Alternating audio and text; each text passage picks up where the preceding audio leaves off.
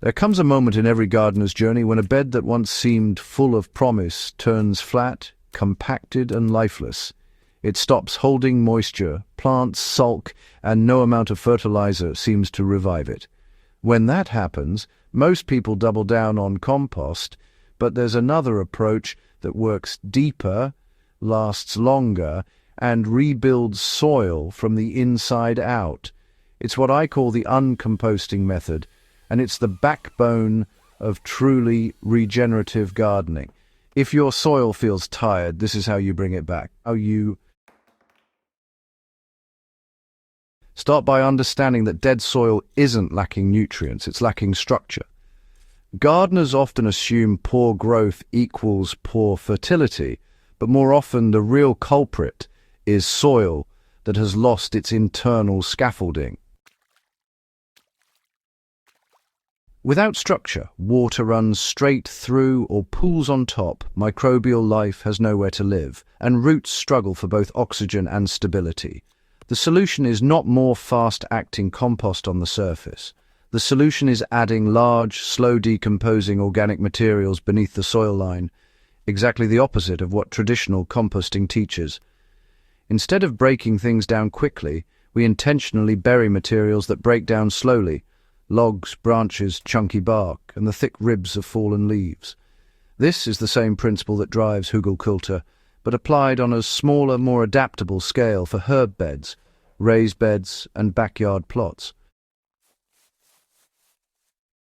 Begin by using fallen leaves, branches, and logs to rebuild the soil's inner sponge. Healthy soil behaves like a sponge because it contains countless pockets and channels. Large wood pieces create those pockets, and as they break down over many years, they form long-lasting reservoirs of moisture and humus. Imagine a raised bed or garden row, where the bottom 12 to 18 inches contain a layer of fallen branches or logs roughly the width of your forearm. On top of that sits a second layer of smaller branches, leaf stems, and shredded bark. Above that goes your existing soil, mixed with finished compost. The wood becomes the structural skeleton, the leaves become the filler, the soil becomes the working surface. A practical ratio that works well is 1 part large woody debris, 1 part smaller twigs and leaf ribs, and 2 parts soil and compost blend on top. Over time, the wood swells when it's wet, holds moisture like a reservoir, and shares that moisture upward into the root zone. Place the materials deep enough so roots interact with the benefits without hitting dry wood. One common mistake is laying woody debris too close to the planting surface. When fresh wood sits directly under seedlings, it competes for nitrogen in the top layer. Burying the wood at least 8 inches below planting depth eliminates this issue entirely. For example, in a 12-inch raised bed, you can place a layer of wood 4 inches deep at the bottom. Cover it with 3 inches of mixed leaves and twigs, and finish with 5 inches of soil enriched with compost. This keeps your nitrogen levels balanced while still giving the bed decades of slow, beneficial decomposition. In an in-ground bed, dig a trench about 1 foot deep, fill the bottom half with logs or branches, the next quarter with leaf litter, and return soil to the top layer with a small amount of compost to reintroduce active biology. So, you'll want to use a mix of wood types and leaf matter to create a balanced underground ecosystem. Not all wood decays in the same way, you know. Softer woods like poplar, alder and willow break down faster and create early moisture-holding capacity. On the other hand, harder woods such as oak, maple or acacia, well, they take longer to break down, but provide years of structure. A blend of these gives you both short-term and long-term benefits. The same really applies to leaves as well. Thick, slow-to-decay leaves like magnolia, oak or sycamore add resilience to the mix.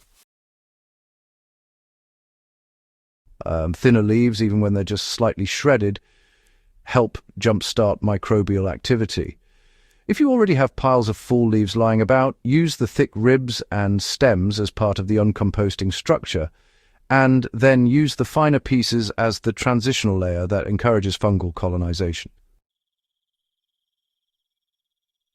Now, you should expect the transformation to happen in seasons, not days, because this method builds soil for the future. During the first season, you may notice your soil stays evenly moist for longer and warms up gradually, which is especially beneficial for herbs like thyme, sage, and rosemary that really dislike extreme fluctuations. By year 2, the soil becomes noticeably softer, darker, and more aerated. Worms move in.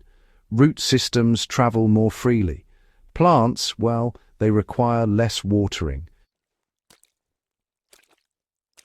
By year 3, the system reaches its stride.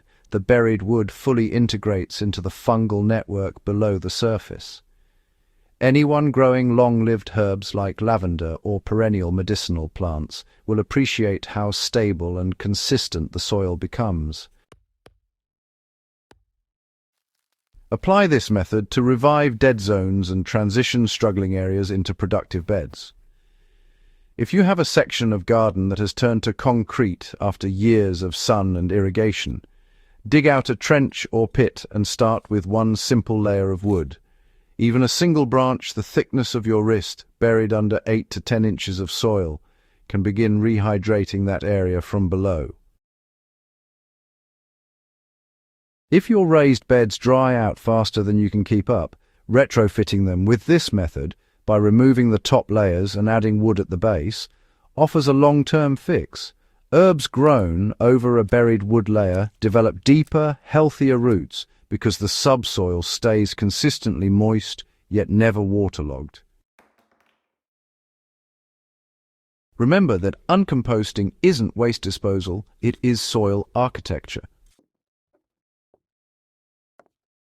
This method encourages a long, slow biological cycle that mirrors natural forest systems. Instead of relying on constant amendments, you create a self-sustaining, water-efficient, microbially rich foundation. It reduces the need for fertilizers, improves drought resilience, and turns every fallen branch or bag of leaves into a resource rather than a burden. If this guide helped you breathe life back into your soil, make sure to subscribe to Gentle Herb Living and share this video with fellow gardeners who could use a deeper, longer-lasting approach to soil health.